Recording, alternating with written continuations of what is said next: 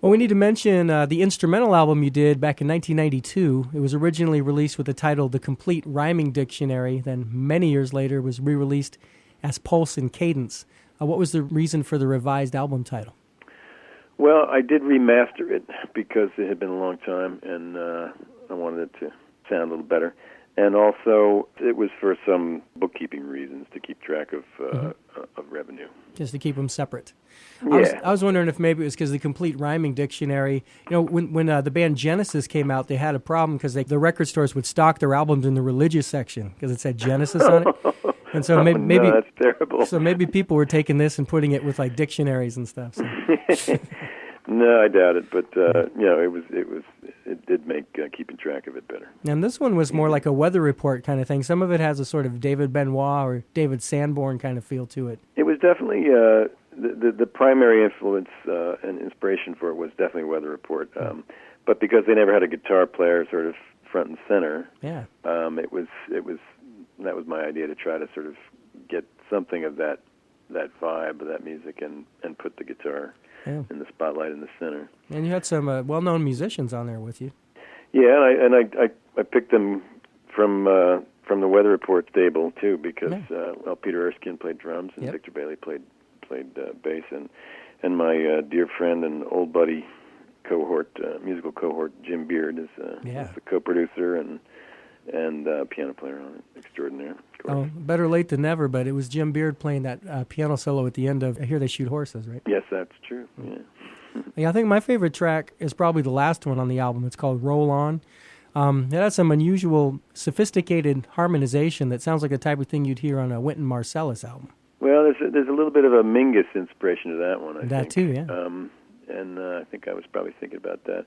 Yeah, and there's definitely some jazz harmony there, but I guess I think mostly Mingus. But then, Jocko was such a Mingus fan, and there's a lot of Mingus got into Jocko's writing, I think. It's funny, you got one on there that starts out with almost like a Stevie Ray Vaughan kind of clean, funky blues kind of thing, and in my mind, I thought, well, I know where this is going. And then as it unfolded, it didn't go any of the places I thought it was going, which I liked. It's a pretty wacky track. I like that one too. And that's cool. That's Jim on Worlds for Piano too, I think. And it's got some funny woodwinds playing some melodies. And it's only superficially like that kind of that bluesy. It's kind of a fake out kind of thing. Yeah, it is a little bit of a fake out. It definitely goes somewhere else.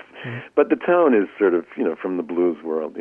Yeah, the guitar tone, but it is a blues, but it's a pretty twisted.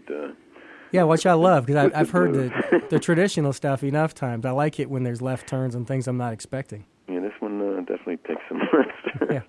Well, it's quite different from your 3 vocal solo albums, but I would still strongly encourage everybody to check out Pulse and Cadence. That was re-released in 2008, right? Yeah, I think that's right. Yeah, it was sort of. I think of that record now as a sort of summing up of the kind of thing I was really into. I had done. It was some of the earliest recording work I had done when I moved to New York, and a lot of it was done with Jim because Jim was working with a lot of fabulous bands from that are kind of in that school. Like we did some work on a Michael Brecker record and on a Randy Brecker record and a couple Bob Berg records and a Victor Bailey record, a Danny Gottlieb record. So a lot of those guys were in that scene, and I got an opportunity from a Japanese record label to make a record, and so I buckled down and started writing because I had a couple things, but I didn't have a record's worth, and I really worked hard on that, and got the right guys, and we had a budget that allowed us to do it, and but it turned out once it was out, once I had it done, I realized that it really wasn't something I wanted to put a band together and go try to tour to support, because it really felt like that time was sort of the sort of last gasp of that stuff. I mean, smooth jazz was starting to rear its simple, ugly head, and all that sort of adventurous music that came out of the guys who worked with Miles and the guys who worked in the Weather Report bands. It just seemed like that was that was less and less possible to sort of promote, you know. So and I was also sort of rediscovering at the same time I was already rediscovering my my sort of high school roots, you know, in terms of what I loved and what I thought I was what I did most naturally, which was the kind of thing that we ended up, you know, veering toward and focusing on in the next 3 records, you know. Yeah, well, the four records we're talking about, Pulse and Cadence, Like So, Shine, Shine, Shine, and Time on My Hands, all have,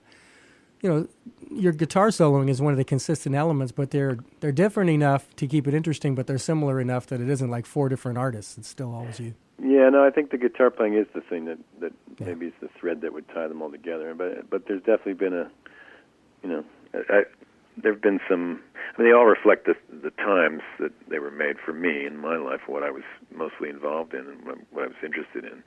But yeah, I think, you know, it certainly sounds like the same guitar player. Well, I would hope from 1992 to 2012 some things would change. Yeah, well, that's true.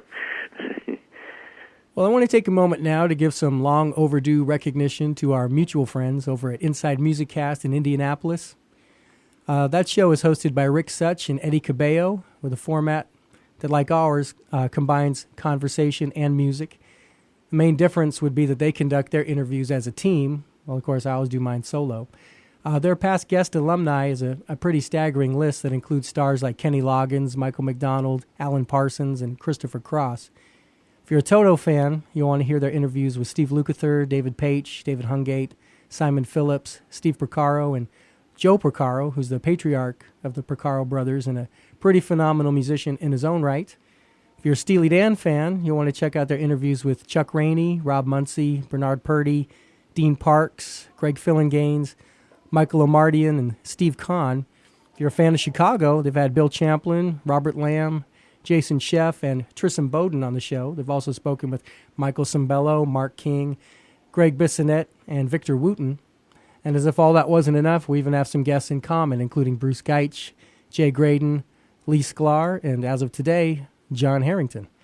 You can find out more about Inside Music Cast at all the usual places, including iTunes, Facebook, and their own website, which is insidemusiccast.com.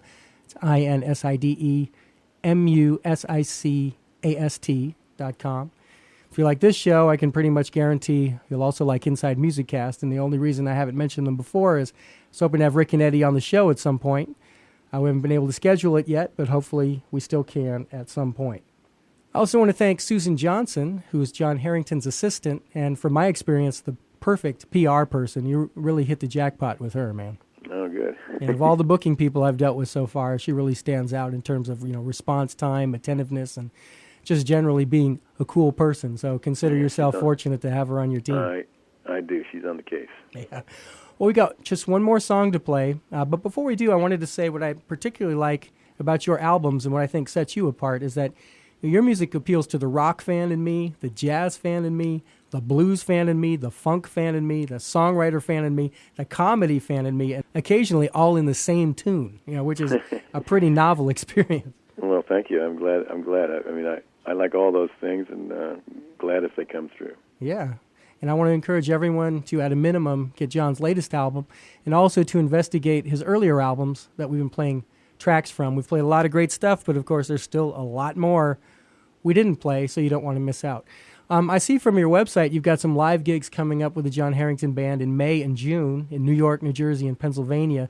So I encourage our listeners in those states and the neighboring states to go out and check those out. Don't forget to bring along those $1,000 donations that they're accustomed to getting dropped in the bucket every night. Yeah, that's right. That's what we need. Yeah, and you can find all that info if you think in threes and go to jonherington.com, www.JONHERINGTON.com. You know, there's one song in your solo catalog that I think has that winding down, end of the night type of feel, so I thought we'd go out on that one. It's from Shine, Shine, Shine. It's called She Reminded Me of You. And I particularly like the attitude of your guitar solo and how you incorporated a variety of techniques into it.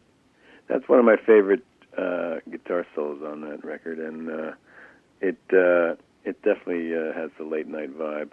The tequila should be flowing before right. you It's got listen to that one. it's got that vibe, and that's right. Last call kind of thing. Yeah, I also like the lyrical content. It's about a guy who cheats on his woman, and then his defense is he only did it because she reminded him of her. I'm no big city lawyer, but I know that no judge or jury is going to buy that argument. Yeah, don't try this at home, guys. Well, on behalf of my listeners and myself, I want to thank you for stepping away from the hard body for a moment and being my guest today. I really appreciate it. I appreciate all the attention to the music, and I'm glad I could be here, Dan. Thank you. Yeah, I'm a big fan of all your albums, so when you've got the next one ready to go, you're always welcome to come back and talk about it. I'm sure I'll get Susan to send you one for sure, and I'd love to talk about it some more. So we'll do this again. Awesome. This podcast was recorded at Mojo Recording Studio in Phoenix, Arizona. It was engineered by Mike Post. Once again, I'd like to thank Jon Herington, Rick Such, Eddie Cabello, and Susan Johnson. Thanks for listening, everybody. We'll see you next time.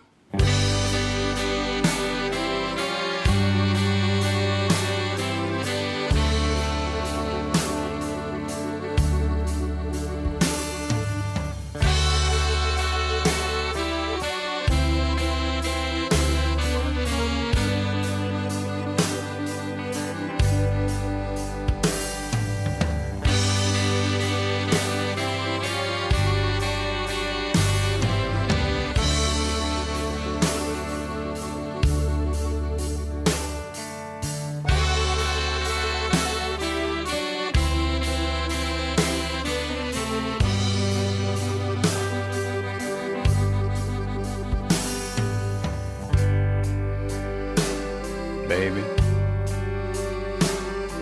I got drunk last night.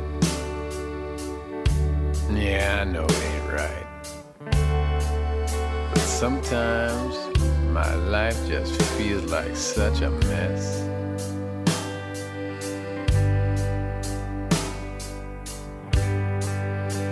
Now, I don't mean to cause you pain.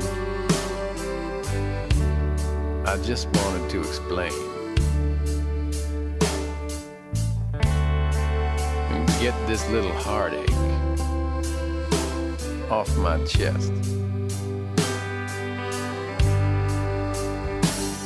Well, you know how one thing leads to another, and you lose yourself in the lure of something new.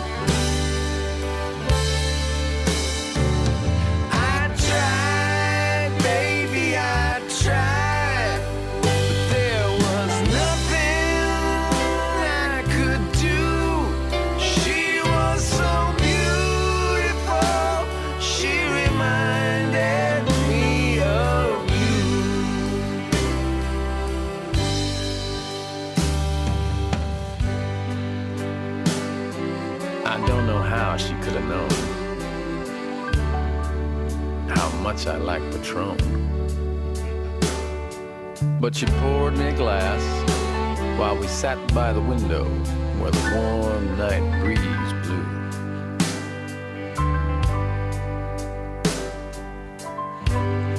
We sipped it slowly like champagne, while outside a Mexican band played some sweet refrain. And little by little, my interest grew and grew. Well, you know how one thing leads to another, and you lose yourself in the lure of something new. Just when I tried to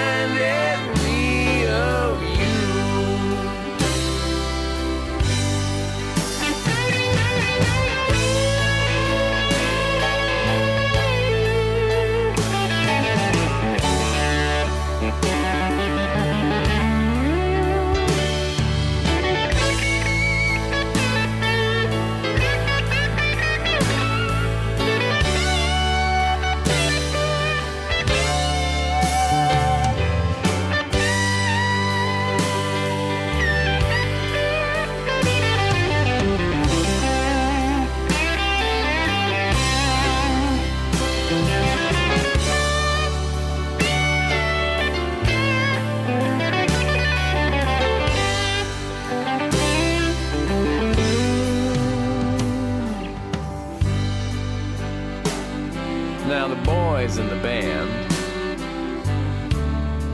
they all understand. They know that sometimes these things can get out of one's control.